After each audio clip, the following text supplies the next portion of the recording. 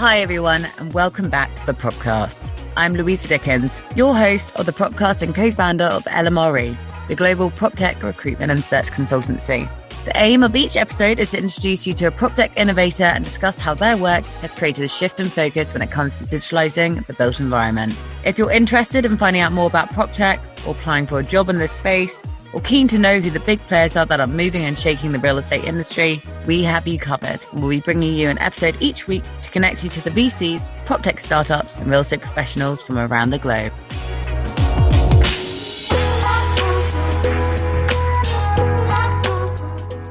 Today on the Propcast, we will be talking about expansion of early stage businesses into Japan and also the importance of building a community in the residential space, which I know since the last few years, we've been spending a lot more time at home and relationships are more important than ever. Today, we are joined by Nobu Iguchi, co-founder and managing partner of Agya Ventures, and Fatima Dicko, founder and CEO of Sugar. So welcome to the show, Nobu and Fatima. Thank you for having us. Thanks for having us. Really excited for the discussion. A pleasure to have you both on it and joining us from New York City as well. Today, our guests will talk us through their journeys to the real estate innovation world. And they'll be talking us through the mission of not only Sugar, what Fatima's product does, the value it serves to real estate, but also we're going to take a look at Agya's VC focus, which is very much an early stage, but their USP is very much also helping businesses to launch in Japan. And I know from my side, I've seen a huge amount of growth, not only from businesses going out to APAC, but also the amount of tech businesses coming out of Japan as well. So be giving us a sort of interesting take on general sort of growth in the prop tech world. But also Fatima and Nobu will be talking through growth, which they've actually seen and are anticipating coming up over the next few years. So without further ado, we might as well get started. And why don't we start with Fatima? Why don't you talk us through, for our audience as well, I guess, how you got to space? Because your background is obviously engineering. You've been in innovation role as well. You're known by Forbes, Business Insider as being a woman to sort of watch out and very much sort of leading the way in this innovation space. So talk us through your journey. Definitely. So as you mentioned, my background is originally in chemical engineering. So it's been an interesting journey to get where I am now. I first started thinking a lot about community when I was at Stanford Business School. How do communities form? What strengthens communities? What keeps communities alive? And when I moved to Los Angeles after graduating, I lived in an apartment building with hundreds of people and realized that I didn't know a single other person who lived in the building. And so it actually started as an experiment where we put a QR code in the elevator. It was a very simple product at the time. We had people scan it to essentially plug into their community. And within a couple of days, we had over half of the building engaging on the platform. And that's when we started to look more into the traditional property management platforms that have been around for residents. And we realized a lot of residents aren't satisfied with the current apps that exist today. And so we viewed it as an opportunity of, if you can design something that the resident actually loves using, then they're going to interact with it more and then subsequently interact with their community much more. So that's the origin story of Sugar. It comes from the name of the concept of borrowing a cup of sugar from your neighbor. Our mission is to turn strangers into neighbors and neighbors into friends. Well, us Brits, we love a cup of tea, so I'm there for it. And Nobu, what about you? You're obviously joining us in New York, where you started your career in Tokyo, where you worked at McKinsey's, obviously made the move to the States. And everyone listening in, Nobu and Fatima, they are extremely smart people, gone to some of the top universities and MBA programs. But Nobu, talk us through to getting to the VC space as well.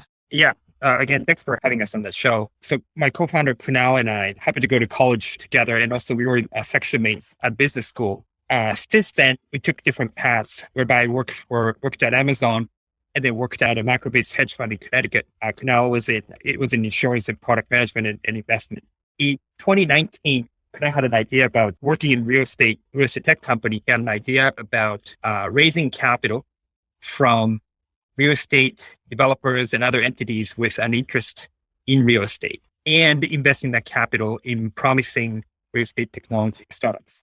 We had coffee in New York, and that kind of morphed into a longer discussion about what we can do. And fast forward to today, I left the job at the hedge fund and we started Agya Ventures, which is a real estate tech focused VC. Our LPs are real estate developers, construction companies, and other entities that are interested in real estate and construction innovation. And we're excited to be able to invest in innovative early stage technology companies, seed and Series A companies. And so that's our journey has been. We've invested in 18 companies to date over the last 12, 13, 14 months. And we're very active in the space. For those who are listening and you mentioned your early stage, what do you call early stage? How much of the capital do you look to put in? Seed is our sweet spot where we invest in pre-seed. We invest in Series A round, participate in Series A rounds as well, and we participate in follow-on rounds. A lot of the times, those companies have launched and they have full-time founding team. Perhaps they've also hired some employees. A lot of the times they have a product. Some of the times, not all the times, they have revenue. We come in at that stage and invest these days $500,000 to $1 million sort of range in the seed round or pre-seed round or at other times in the Series A round. Okay, awesome. Thank you for that. Well, those listening in, if you're looking at that sort of stage, definitely obviously reach out to Agya.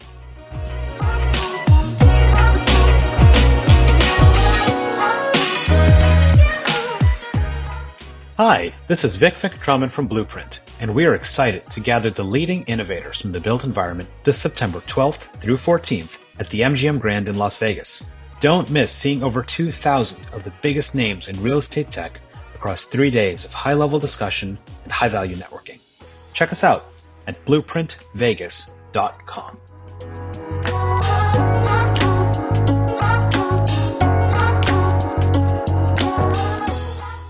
Now, Fatima, back to you. I'd love to hear obviously how you came about this sort of first phrase, but also go back to your product. I had Marcella and Jessica on from Alfred, and they both said that they met I think they were studying in sort of halls. And there must be such a massive market for people who want to exchange ideas. Obviously, it's about building community, but we always talk about this, we're going back to, this is obviously more the commercial, go back to the office.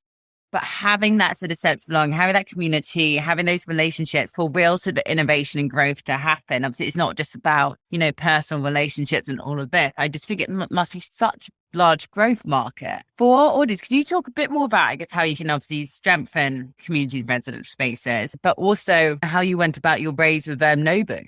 For sure. And you're absolutely right. It's truly a tremendous market right now and only growing by the day.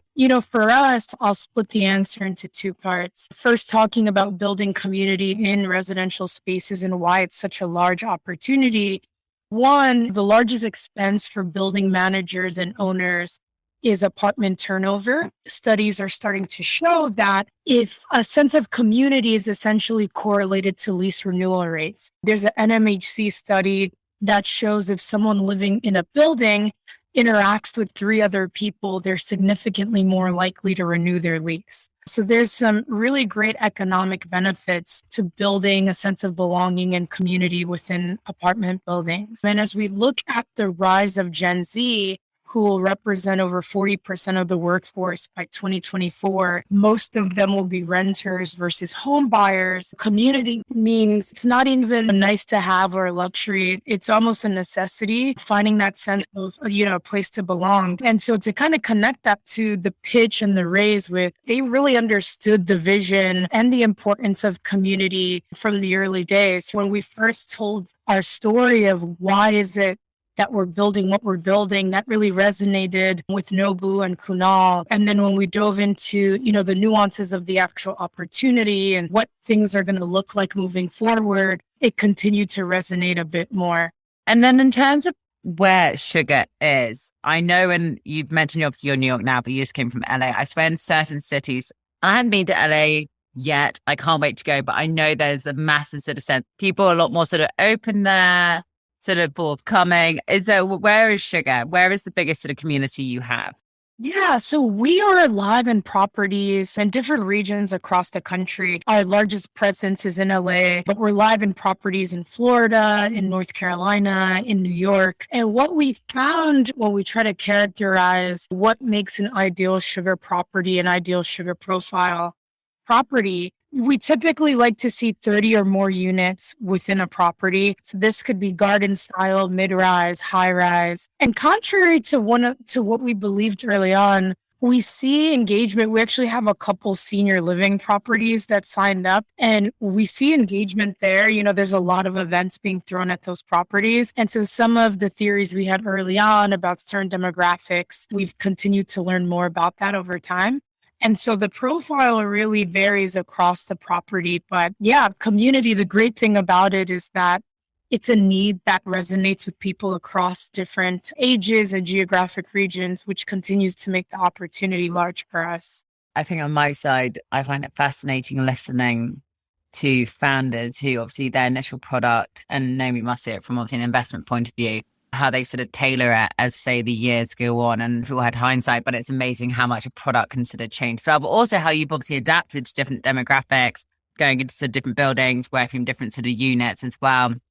As a residential space forever changes, but also, I guess, how many people are, whether people renting or buying, it's actually changing the whole time. I mean, we know there's a housing affordability crisis probably globally now. So a lot more people looking, probably to rent. I guess it depends.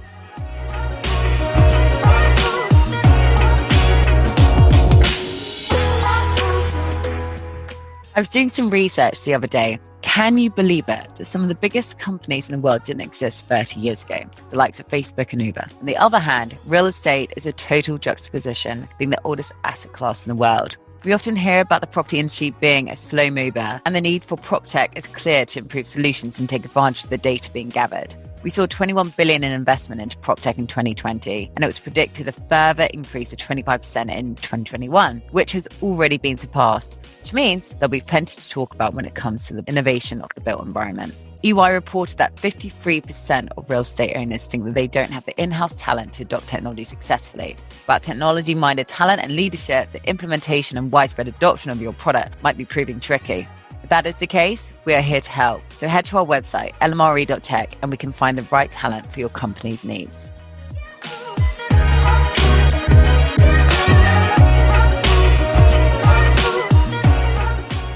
Now, going back, we've spoken about Triggered's product has slightly changed. In terms of your investment strategy, what change have you seen pre and post COVID? As it obviously you mentioned about your focus.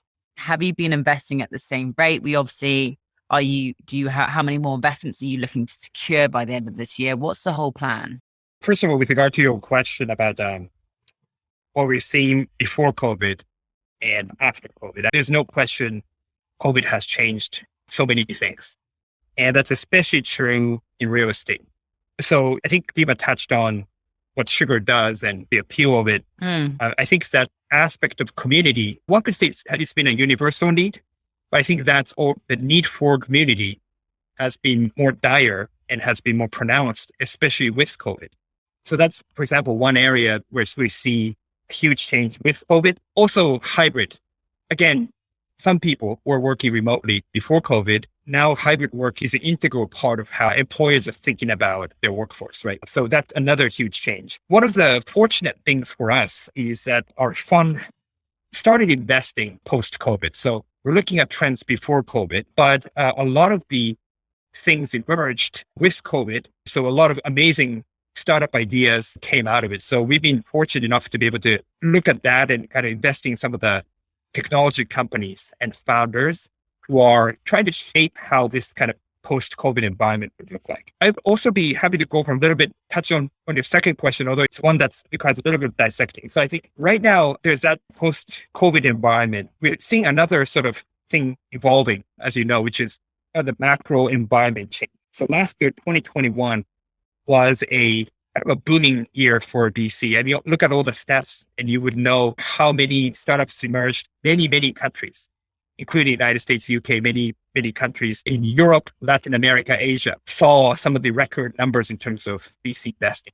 Now, a lot has changed since then. I think we're in a little bit of an uncertain period now with a couple of factors at play. I think the biggest macro factor is inflation, which has been very high across the globe. And the central banks responding to inflation by tightening monetary conditions. So That's had an impact on public markets, and that's impacting late stage investing, the mid stage investing, and to some extent, early stage investing. So that's certainly in the backdrop.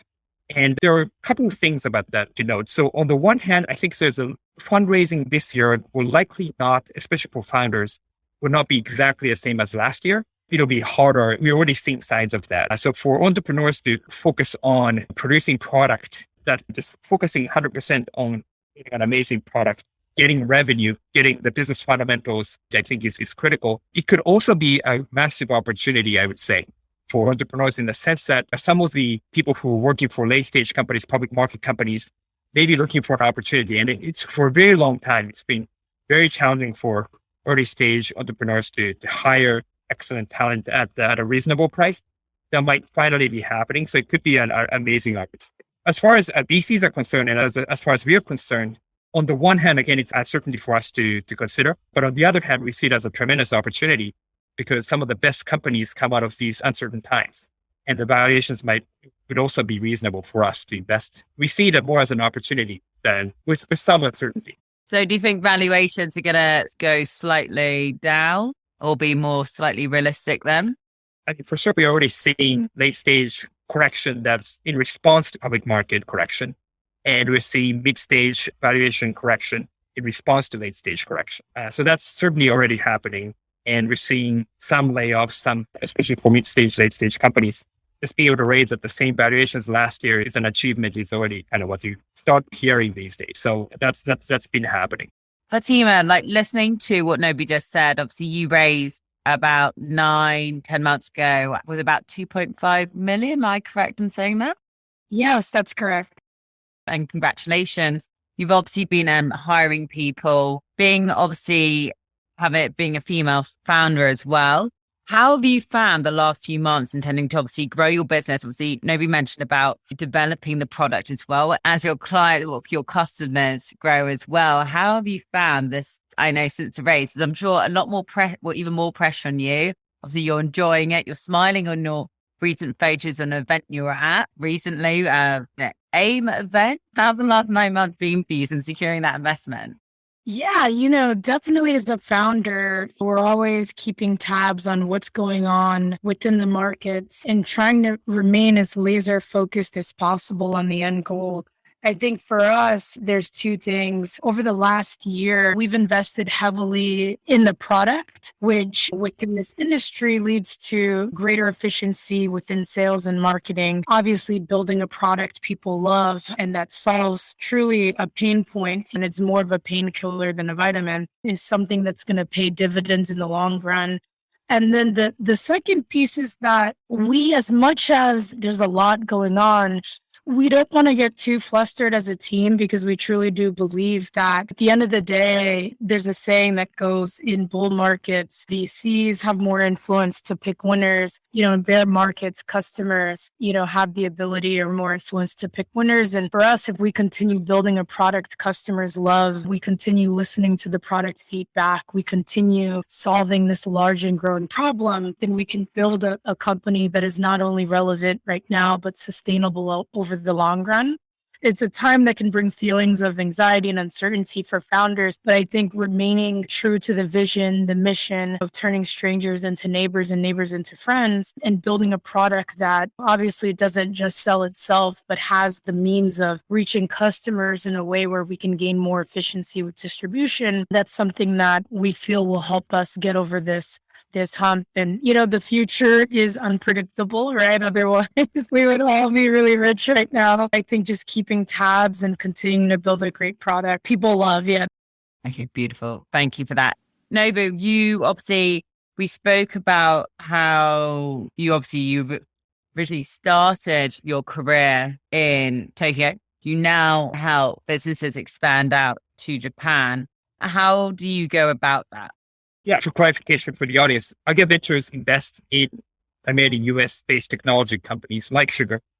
And one of the things we do bring to the table for founders is expansion to Japan, because many of ours are, with Fund 1, are Japan-based institutions, real estate developers. Many of them have footprints, in real estate in New York and other places in the US, but obviously primarily in Asia. So to that extent, that's one of the things that we're excited about. I think one of the things to keep in mind is real estate has both a kind of local component to it and also a global component to it.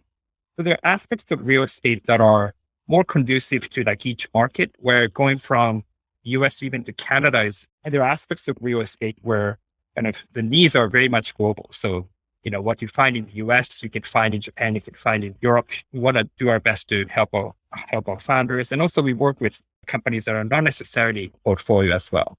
So to that extent, we've worked with an experiential retail brand, for example, that's based in New York, helped launch their product at 14,000 convenience stores in Japan. And they're renewing that contract this year, and they're actually expanding.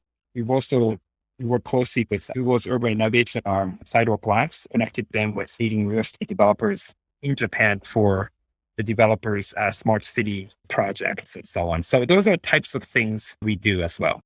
Thank you for that. Yeah, as a business, we're looking at exploring a PO offering and a bunch of, I guess, Fatima's business is very much, obviously you guys are focused at the moment in the US, but we're seeing a lot more clients, whether it's from Europe, the US, Middle East. Later, I'm looking to explore how to launch in APAC, but also launching somewhere costs a lot of money. The operations behind it is a bloody nightmare. So we're looking at putting in place PO, which sort of solves a lot of problems for people looking to first, I guess, test out a new country, a new region.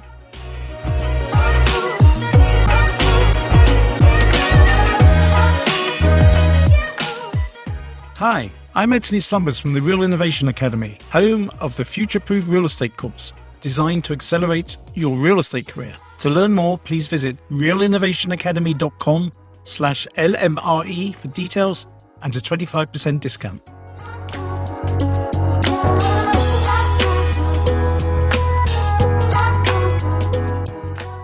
Look, guys, I'm conscious of time, and I obviously want to hear about you and our audience as well. So we'll finish off with the LMRE part.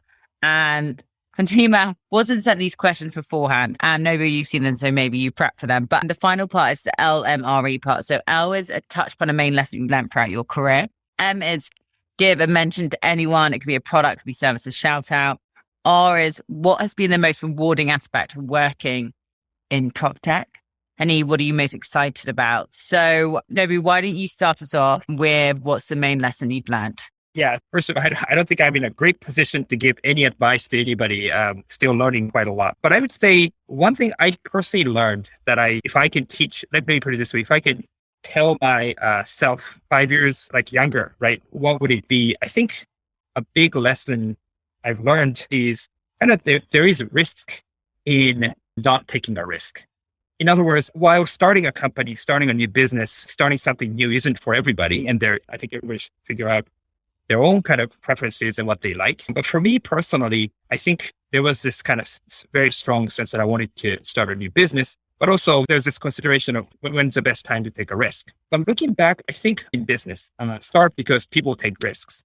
And there is a sense in which if you don't take those risks, down the road, actually may have regrets because there is a risk in not taking the risk and letting the status quo be the part of your life. So I think with regard to starting a business, I'm very happy to have started Agya Ventures for now. And in fact, I wish we did it even earlier. And I think people like Fatima starting their businesses, taking a risk is exactly why I think the society gets better and better every day. So I think we talked a little bit about the kind of the macro environment and so on, but I think there is no easy time to take a risk anyway, because when the times are good, you may be wondering there may be something bad later on. When the times are bad, you're wondering maybe it's not a good time because of recession.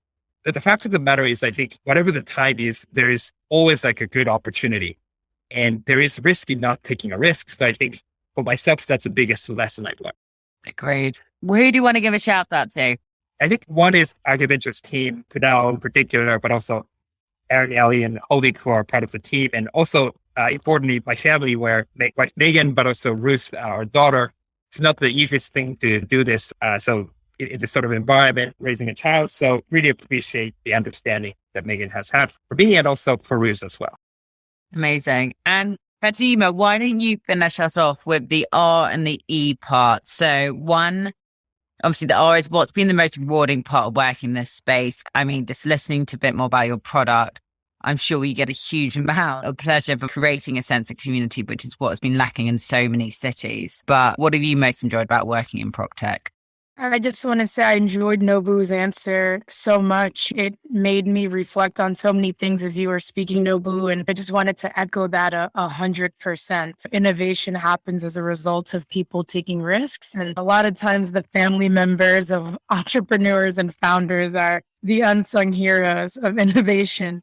In terms of the R and the E, for me, what I've enjoyed most about working in PropTech is it's a very relationship driven industry. And with a lot of the conferences and just interacting with people, you start to, it's not even about selling a product, it's getting to know people and understanding their pain points. And, it favors those who are really, just humanizing the side of business transactions. And so I've appreciated that a lot. For the E, in terms of what I'm most excited about, real estate is the largest global asset class with a 1% technology utilization rate, which to me means there's so much opportunity in this space. And we're starting to see a lot of companies working together at the earlier stage. We're starting to see some of the larger companies opening up their APIs, which means there could be more flexibility around thinking through how products can work together in an innovative way. And so for me and to a lot of other people in the industry, that's very exciting because I think that's going to be the catalyst for some really awesome innovation.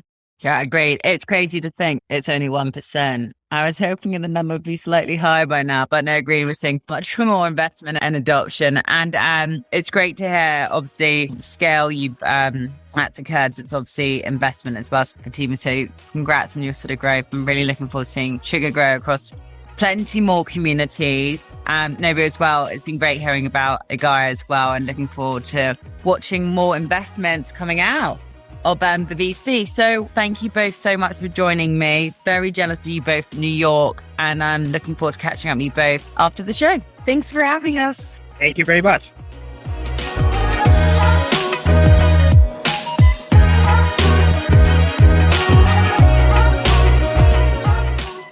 Thank you for joining us this week on the Propcast, and a big thanks to our guests and our sponsors, Cretech and Reamtech. Make sure you visit our website, lmre.tech, where you can subscribe to our newsletter, keep up with our industry news and events, or if you're looking for your next career move, it's all on there. The Propcast can be found on iTunes, Spotify, and YouTube, where all good content is found. Whilst you're at it, if you found value in the show, we'd appreciate it if you could spread the word and tell a friend about it, or even write us a review. And I'll catch you next week.